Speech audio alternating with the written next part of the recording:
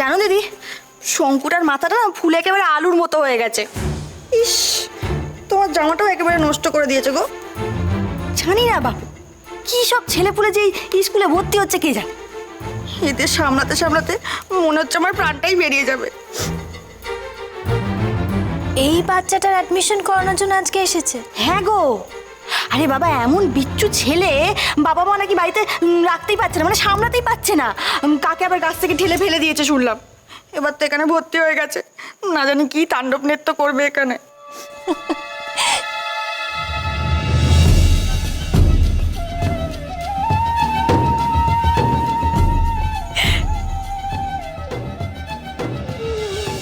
বাচ্চাটার মুখটা কি মিষ্টি নারেলতা,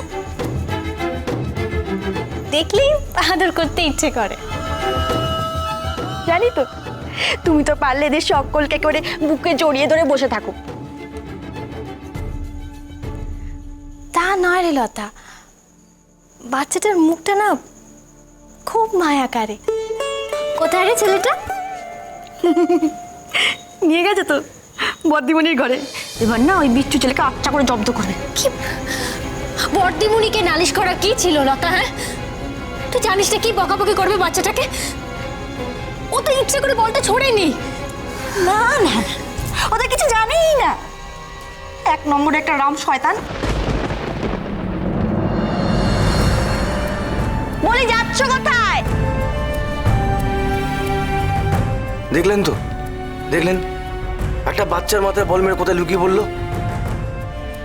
আমি বলছি না আপনাকে ম্যাডাম, ওর মধ্যে নয় একটা সবকিছু ছাড়খাড় করে দেওয়ার মতো একটা প্রবণতা আছে। মানসিকভাবে অসুস্থ। ওই জন্য তো ডাক্তার বলেছে যে ওকে একটা হোস্টেলে ভর্তি করে দিতে। মিস্টার মৈত্র, আপনি এত ব্যস্ত হবেন না, একটু শান্ত হন। আমরা তো আছি। আর আপনি যদি এইভাবে উত্তেজিত হন তাহলে তো সমস্যা মিটবে না। আর ওকে এক্ষুনি আমার এখানে আনছে। সরি ম্যাডাম, আসলে ওকে নিয়ে যে আমি কি করি না বুঝে উঠতে পারি না। আমি আপনার কাছে কিছু লুকোবো না। আমি আপনাকে বলছিলাম না ওর একটা অতীত আছে।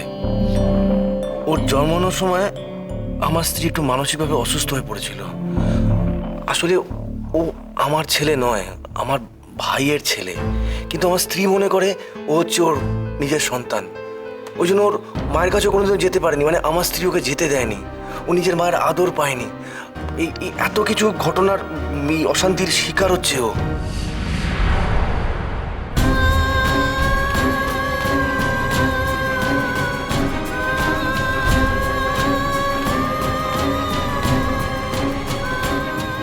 আচ্ছা মিস্টার মৈত্র, আপনার ছেলের নামটা কি বলুন তো? সবুজ। না না, সবুজ না, সবুজ ওর নাম ছিল। আমার স্ত্রী ওর নামটাও পাল্টে দিয়েছে। ওর নাম এখন দেবর্ষী, ডাকনাম ঋষি।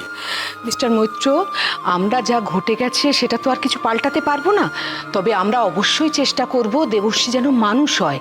আর আমাদের স্কুলের এটাই উদ্দেশ্য।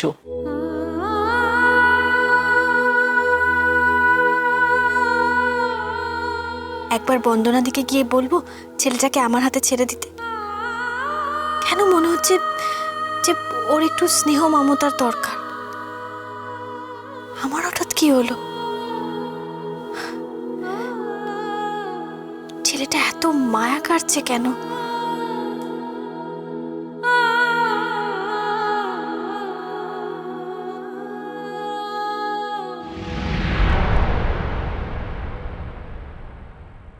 দেবর্ষী, ওকে সরি বলো। আর বলো আর কখনো এরকম কাজ করব না। বলো। কি হলো? তোর কানে কথা যাচ্ছে না? হ্যাঁ, সবসময় থাপ্পড় মারবো এবার তোকে আমি? সরি বলতে বলছো তো সরি বল। প্লিজ মিস্টার মৈত্র, এবার আপনি আসুন, আমাদের দেখতে দিন ব্যাপারটা।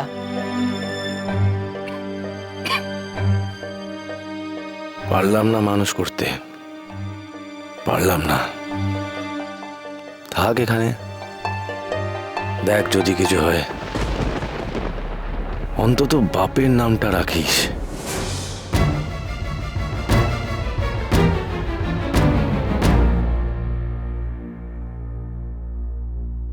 আসবো বন্দনাদি।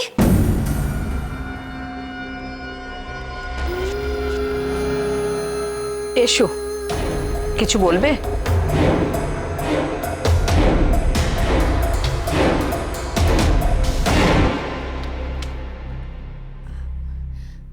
আসলে ও যখন বলটা শঙ্কুকে ছুঁড়েছিল তখন আমি ওখানে ছিলাম। ও নিশ্চয়ই ইচ্ছে করে করেনি, তাই তো? ওকে শুধু সরি বলতে বলা হচ্ছে, ও তাও বলছে না। কেন বলছো না? তুই সরি বলতে পারো না?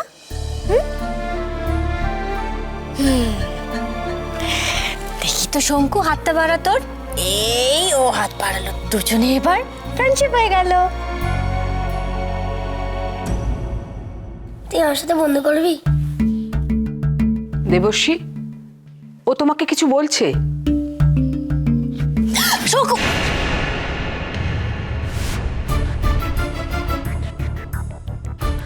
তপন, ওকে নিয়ে গিয়ে 5 নম্বর ঘরে আটকে রাখো তো।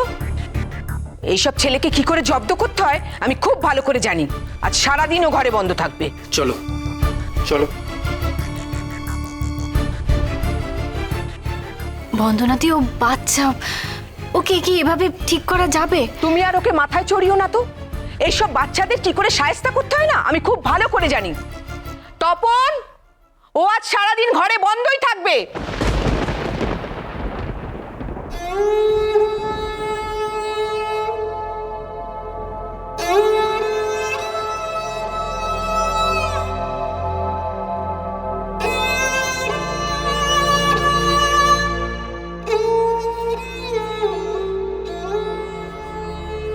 আমার কি হচ্ছে বলতো লতা?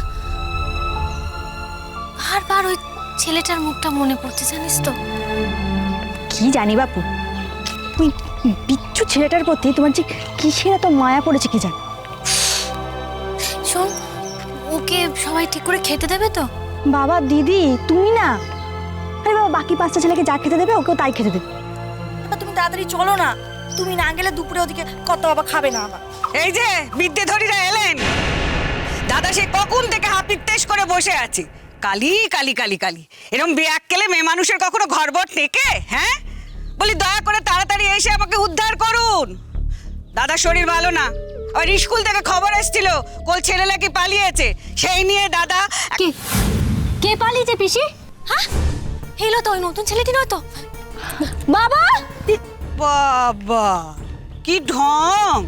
এ তো মনে হচ্ছে যেন নিজের ছেলে পালিয়েছে। কালি কালি, কালে কালে কত কি দেখবো। না, আলো আসেনি এখনো। আচ্ছা বন্দনা, আমি বুঝে উঠতে পারছি না যে একটা জলজ্যান্ত ছেলে নিখোঁজ হয়ে যায় কি করে। কোথায় ছিল ও? কি হয়েছে? এই যে মা, তুই এসে গেছিস। এই দেখ বন্দনা কি বলছে। বলছে আজকে যে নতুন ছেলেটা অ্যাডমিশন হয়েছে তাকে নাকি খুঁজে পাওয়া যাচ্ছে না। বন্দনা তোর সঙ্গে কথা বলবে। তার মানে ওই বিচ্ছু ছেলেটাই ভেগে গেছে? কি সর্বনাশ, এবার কি হবে? বলেছিলাম ছেলেটা চঞ্চল, ওকে যে কেন বন্দনাদি ঘরে আটকে রাখতে গেল কে জানে। হ্যালো, বলো। আরে আমি তো এখন ফিরলাম, হোস্টেলের রুমে যাইনি মানে। আমি রাখছি। লতা, লতা শিগগিরই আমার সঙ্গে চল তো, ছেলেটাকে খুঁজতে হবে। কোথায় গেল কে জানে। নদীর ধারে চলে যায়নি তো? এখন আবার ছুটতে হবে? উফ, আমি পারবো না বাপু। কালি কালি কালি কালি কালি, দাদার খেতে দেরি হয়ে যাবে। বলে ছেলেটা তোমার কে যে আদিক খেতে করে তার জন্য একবার ছুটতে হচ্ছে তোমার? হ্যাঁ শোন মা, শোন, তুই থাক, আমি নিতাইকে ডাকছি। এই স্বর্ণ, নিতাই কোথায়? সেই ভালো, তুমি দাদা নেতাইকে বলো। তুমি বলছো শুনলে নেতাই এক্ষুনি কাজটা করবে। চলো চলো চলো। ও নেতাই, নেতাই দেখ তোর মামা কি বলছে তোকে, শোন। এসো এসো দাদা, এসো এসো।